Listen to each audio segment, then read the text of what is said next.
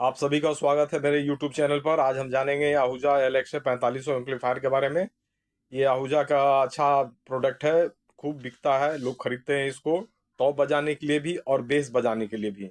लेकिन थोड़ा अगर समझ कर चलाएंगे तो सेट आपका ये खराब नहीं होता है, सही तरीके से काम करता है। आइए इसके बारे में हम कुछ जानते हैं। ये एम्पलीफायर है, ये पावर स्विच यहाँ पर दिया हुआ है। ये टीसी है, चैनल ए चैनल बी, और ये आगे एलईडी है, चैनल ए चैनल बी। यहाँ प्रोटेक्शन लिखा हुआ है, यहाँ सिग्नल लिखा हुआ है, यहाँ टेम्परेचर लिखा हुआ है। सेट जब आप ऑन करेंगे एक बार ये सेट में एलईडी जलेगा, फिर ऑफ हो जाएगा। जब तेज बजेगा गाना हमारा तो सिग्नल वाला एलईडी काम करेगा। सेट अगर टेम्परेचर होता है, अगर खूब गर्म हो जाता है अगर, तो ये सेट हमारा उस कंडीशन में जलना शुरू हो जाता है एलईडी। उसके बाद सेट बजेगा नहीं, थोड़ी देर ऑफ कर दे, उसके बाद ये हमारा काम करना शुरू करेगा। सेट अच्छा है। आइए इसके बारे में कुछ अंदर में हम देख लेते हैं क्या क्या लगा हुआ है। ये आहूजा का LX 4500 अगर आप खरीदना चाह रहे हैं तो सेट खरीदिए, अच्छा बजता है ये बोर्ड लगा हुआ है। इसमें 14 ट्रांजिस्टर ऊपर में लगा हुआ है, 14 ट्रांजिस्टर नीचे में लगा हुआ है, टोटल 28 ट्रांजिस्टर इसमें लगा हुआ है। 5200 5200 और 1943 1943 ट्रांजिस्टर से ये सेट बना हुआ है। एम्पलीफिकेशन जिसका बढ़िया होता है, आवाज़ बढ़िया होता है। नीचे में पावर सप्लाई है, और ये टोरॉइडल ट्रांसफार्मर है, कछुआ ट्रांसफार्मर हिंदी में बोल सकते हैं इसको। ये जल्द खराब नहीं होता है, इसका एम्पियर बढ़िया आता है, जल्द खराब नहीं होता है। और ये प्री बोर्ड है। प्री बोर्ड में हम देखेंगे यहाँ पर ये एक बोर्ड लगा हुआ है। देखिए ये बोर्ड जो लगा हुआ है ये लिमिटर बोर्ड है। और ये आईसी यहाँ जो लगा हुआ है, ये सब छोटे छोटे आईसी जो लगे हुए हैं, इससे आपका क्रॉसओवर बनाया हुआ है, जिससे बेस हमारा पावरफुल बजता है। डीसी फैन है दोनों में।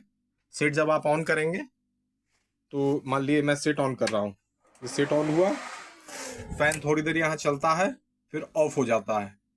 ऑफ होने के बाद जब हमारा सेट बजेगा और ये हीट सिंक जब गर्म होगा हमारा, तो वो हमारा पंखा ऑन हो जाएगा, काम करने लगेगा। ऐसा इसलिए होता है कि यहाँ पर देखिए ये थर्मिस्टर लगा हुआ है। ये थर्मिस्टर है, ये बॉडी में ये कसा हुआ होता है, ये हीट सिंक के साथ इसमें कसा हुआ रहता है। जब हीट सिंक हमारा गर्म हो जाएगा तो हीट सिंक की गर्मी को वो सेंस करता है, रीड करता है, पढ़ता है। उसके बाद वो सप्लाई हमारा फैन को देता है, तब हमारा फैन ऑन हो जाता है। ऐसा इसलिए है कि जब फैन चलता है तो पंखे से एक आवाज़ आती है जो कि काफ़ी खराब लगता है। तो उसके लिए ये कंपनी ने डिज़ाइन किया है कि जब सेट गर्म होगा तभी हमारा फैन चलेगा। और अगर वीडियो में नया है तो वीडियो को जरूर लाइक करें, चैनल को सब्सक्राइब करें। मैं इसी तरह की जानकारी वाली वीडियो आप तक पहुंचाता रहता हूं। ये हमारा एम्पलीफायर का पिछला भाग है, आहूजा LX 4500। और जैसा कि आप देख सकते हैं कि स्पीकर का आउटपुट लेने के लिए एस्पीकॉन भी है और ये टर्मिनल भी है। जरूरत के हिसाब से अगर आप एस्पीकॉन में चला रहे हैं तो उसका सही कनेक्शन करके चलाएं। टर्मिनल में अगर तार जोड़ रहे हैं तो रेड और ब्लैक, प्लस और माइनस, ये दोनों कनेक्शन देखकर अपना बॉक्स में कनेक्शन को देना है। एस्पीकॉन भी है, टर्मिनल भी है, ये एक अच्छी बात है। फिर ये एक स्विच लगा हुआ है, यहाँ लिखा हुआ है studio bridge and mono. Studio mode में ही सेट को चलाएं, ज़्यादा अच्छा रहेगा। स्टूडियो एम्पलीफायर है, स्टूडियो से सिग्नल काफ़ी तगड़ा आता है, अच्छा आता है। स्टूडियो मोड में जब आप चलाते हैं तो ऑडियो सिग्नल ये दोनों में से निकाल कर मिक्सर में देना है। अगर मोनो में चला रहे हैं अगर आप, तो ये लिखे हुए for mono bridge mode use channel A input only. अगर ब्रिज मोड में या मोनो मोड में अगर आप चला रहे हैं अगर, तो सिर्फ ए वाले में ही कॉर्ड डालकर चलाना है। जैसे कि ब्रिज मोड में अगर चल रहा है तो ये 4500 वाट का जो एम्पलीफायर है वो हमारा एक चैनल 4500 वाट बन जाता है। कब? जब ये ब्रिज मोड में रहता है। तो ऐसा नहीं बजाइए, एम्पलीफायर टेम्पर हो सकता है, आपका खराब हो सकता है। मोनो में भी नहीं चलाना है। मोनो में लोग शॉर्टकट तरीके से चलाते हैं, एक कॉर्ड से दोनों चैनल आगे खोलकर चलाते हैं, ऐसा भी नहीं चलाना चाहिए।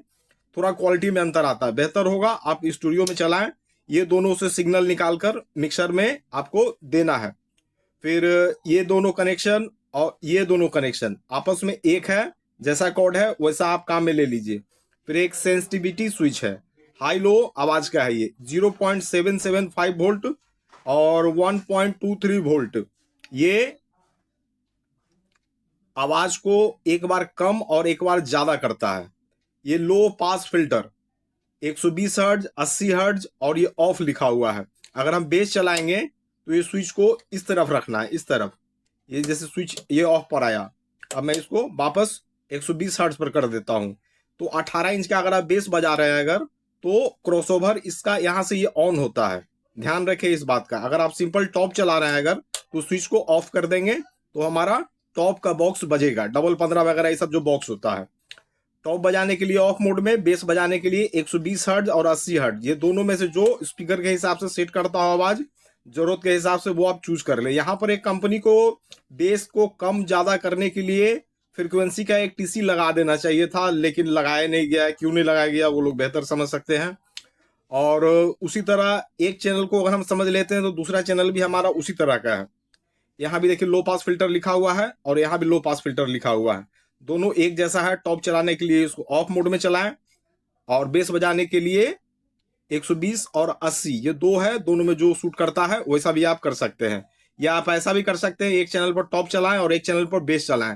तो जिस चैनल पर हमारा बेस चलेगा ये क्रॉसओवर यहाँ से ऑन रहेगा, और जिस चैनल पर हमारा टॉप चलेगा ये स्विच जो है ऑफ रहेगा हमारा। एम्पलीफायर ये बिल्कुल अच्छा है। मेरी कोशिश रहती है सीधे सीधे शब्दों में आपको समझाने की, इसलिए मैं पटना से बिलोंग करता हूं, जहां पर खान सर का कोचिंग भी है। उनका समझाने का जो तरीका होता है बहुत जल्दी लोगों के दिमाग में चला जाता है। यूट्यूब पर बहुत सारे वीडियो आपको मिलेंगे जिसमें लंबी लंबी बातें रहती हैं, कुछ लोगों को समझ में आता है, कुछ लोगों को समझ में नहीं आता है। तो मेरी कोशिश रहती है कि आपको सरल शब्दों में समझाएं।